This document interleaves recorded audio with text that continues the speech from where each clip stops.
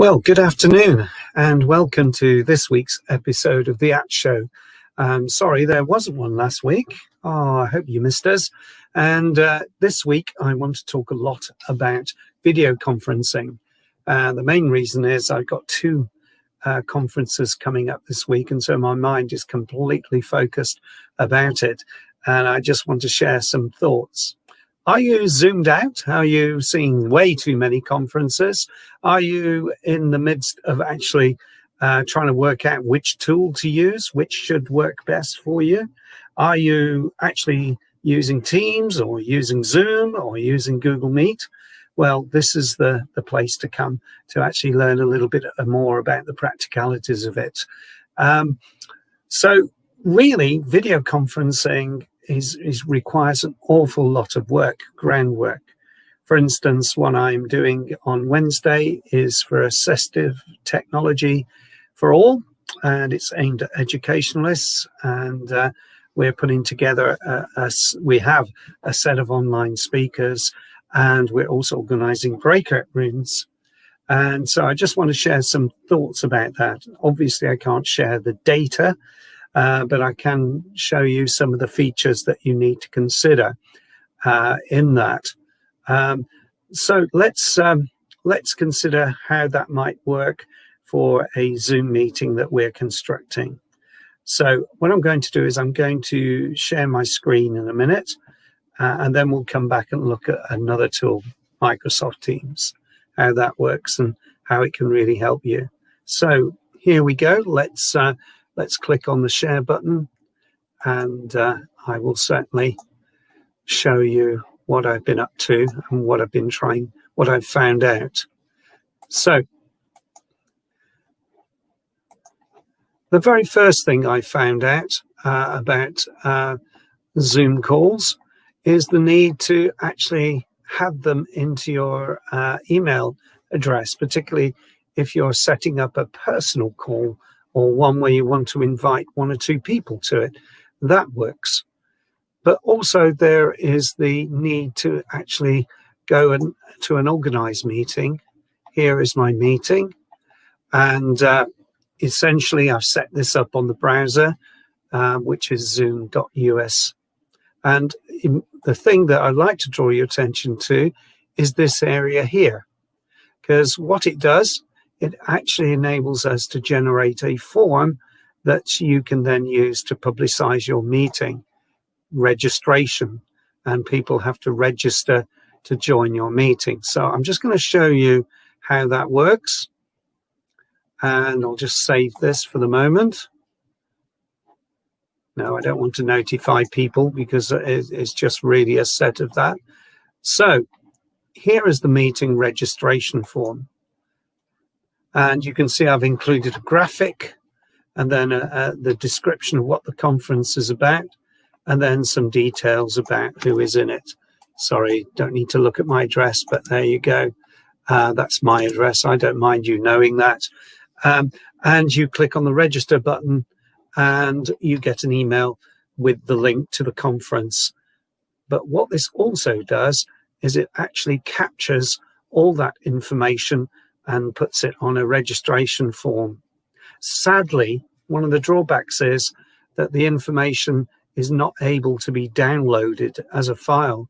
You literally have to create a spreadsheet yourself and copy and paste the names and addresses across.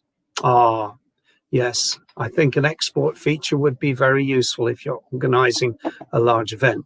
Now, what I'm talking about here is events involving 100 people or more. So they're very important to get this right. The next thing I want to draw your attention to is a slight change that happened last week, which was really significant to me. And it was this, that they'd actually changed a particular setting.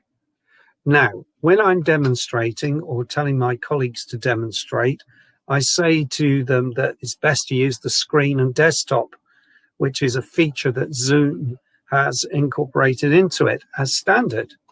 Well, unfortunately, in the latest upgrade, they have actually chosen an option, which when you go down here, it actually says disable screen sharing.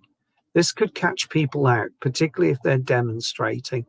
So here we go down the list till I actually find this, and you'll find it's literally a very stupid thing. So I've actually had to switch that off because they had set it on default, and that will stop anybody sharing their whole desktop, which means that you're locked into a particular application. Oh, fair enough. If you're showing PowerPoint slides, that's a very useful thing. But also, it's really important to actually have that switched on. Have that actually as default. Why on earth has Zoom done it that way? I don't know, but it's a barrier. The only other thing I would draw people's attention to under Meeting Advanced is the need to have breakout rooms, particularly if you're organizing an event.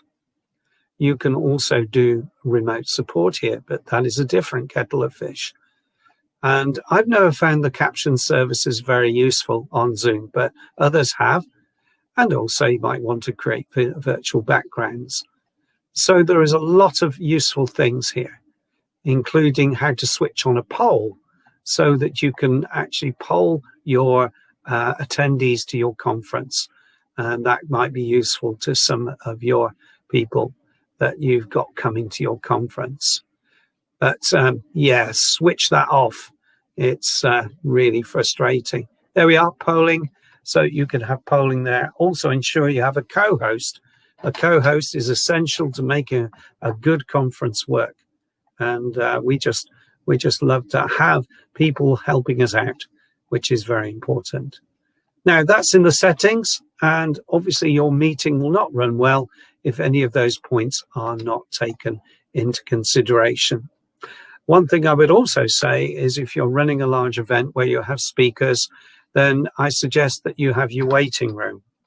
And that's important too, because then none of your speakers are being, as it were, you can set things up and look a bit more professional when you let people in.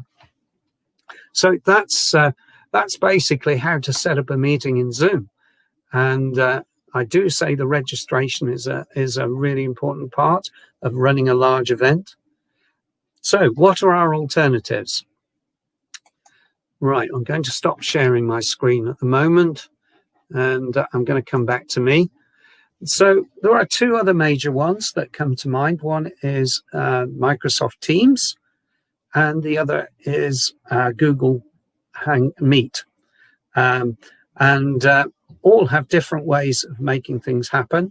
Microsoft Teams is particularly popularly in education and is an extremely good tool to have.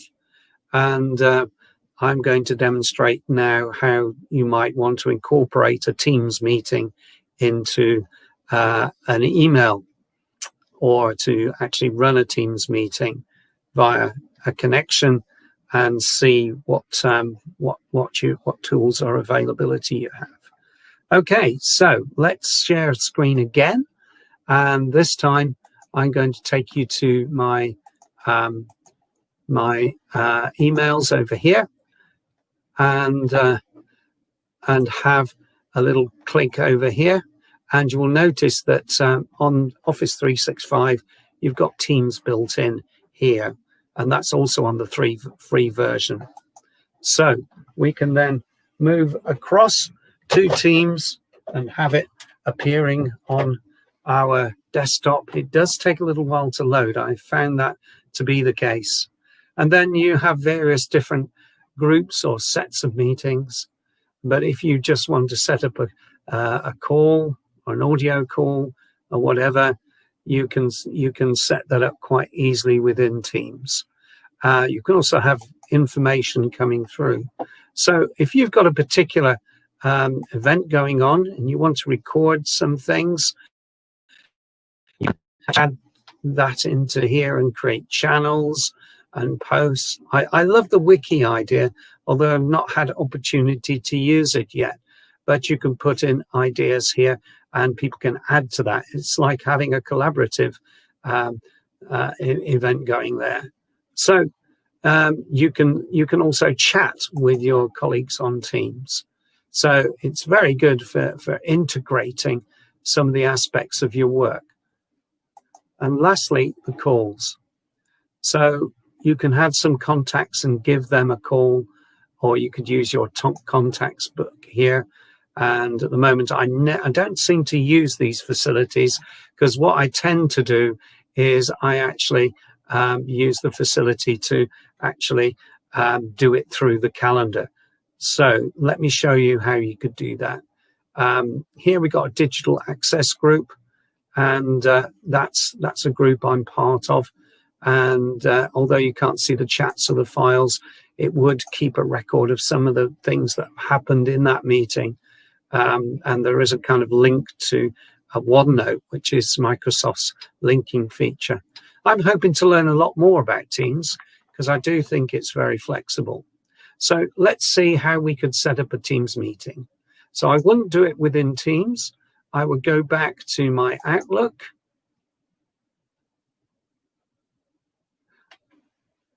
Or I would go to, for instance, my calendar, which would be the better place to go for this, and set it up through a calendar day. So let's set up a meeting, and then I'll show you where you can fit your Teams into. So for instance, I've got the @show here, so I'm going to open that up and edit that. Yeah, let's edit this event and expand it so that we can see everything. And down here, you can see that there is an option to make that advisable for Teams.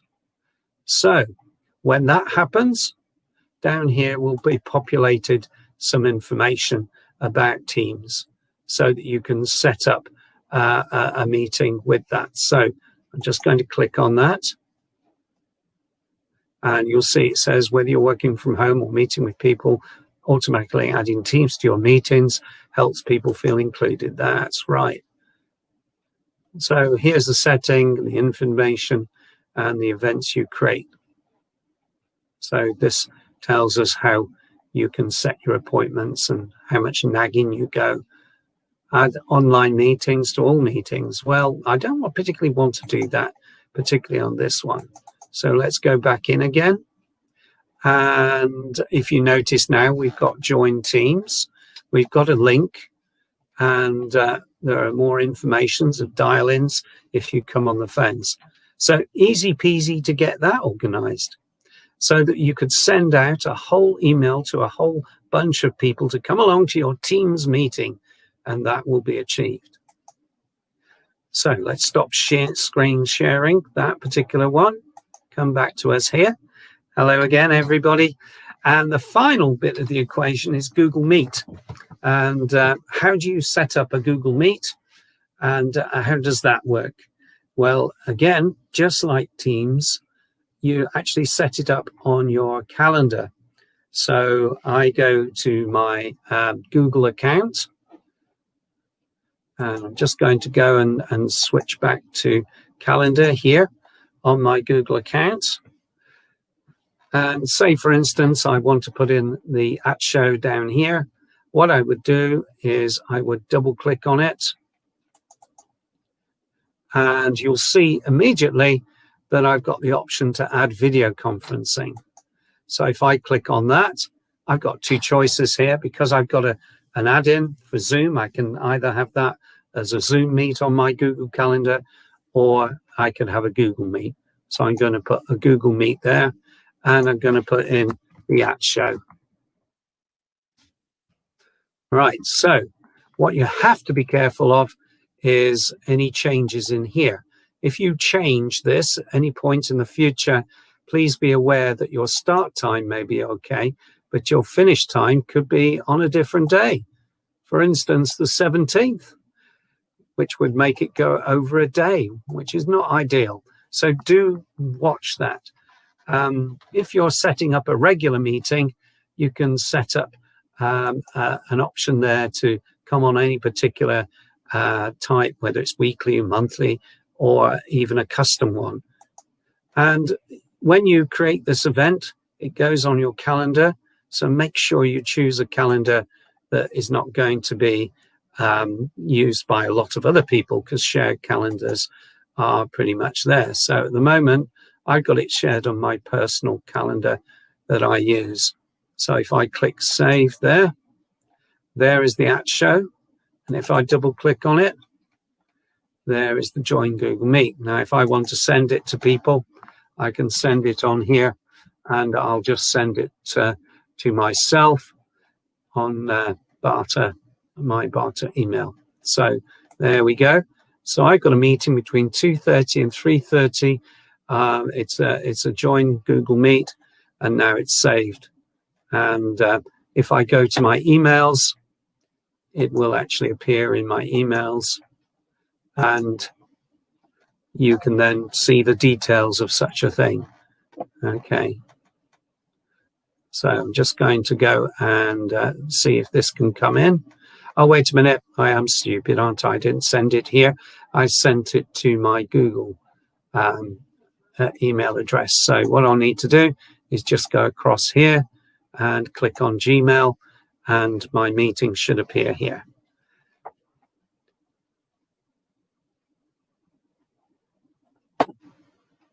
Let's have a look.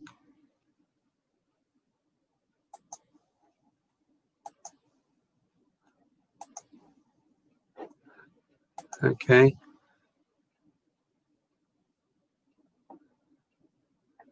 So my meeting hasn't come through yet, but it would appear here. So let's see. We'll give it a few minutes and come back to it. So I'm going to stop the sharing again.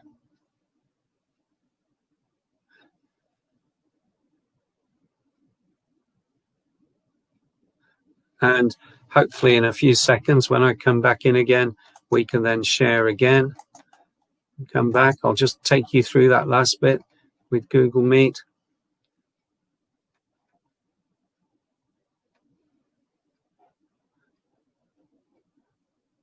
I'm not sure you caught it. So if I wanted to create an event, I would go to Google Calendar. I would then, this is an event I created. So I'm going to create another one, which is right after it. And we will call this the @show Part 2.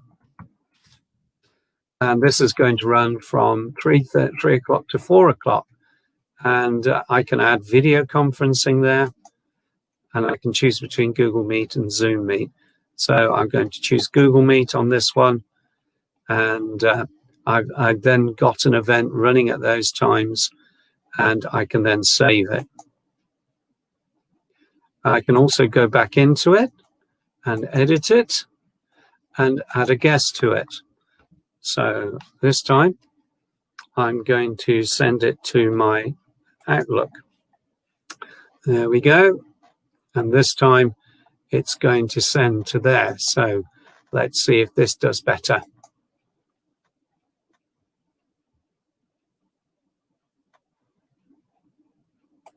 And I can choose to invite outside my organization, which for some people, that's really important too. So yes, an email has come in, and there we are, invitation to the @show.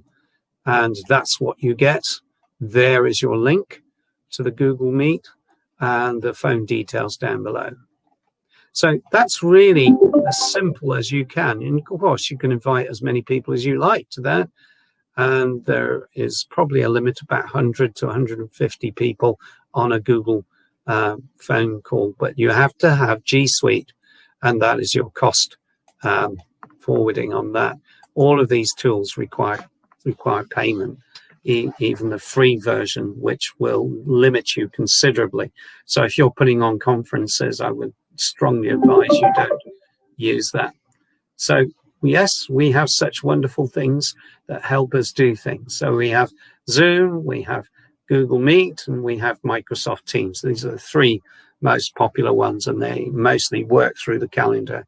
Zoom, you can add add-ins to make it work on your calendar as well, as you saw it on the Google Meet one. Well, that's all for today. Thank you for watching. I'm now going to go and get some exercise before my next client. Woohoo! I haven't been able to be outside yet, so let's hope the weather's kind and I can get some exercise in. Bye for now. See you next time.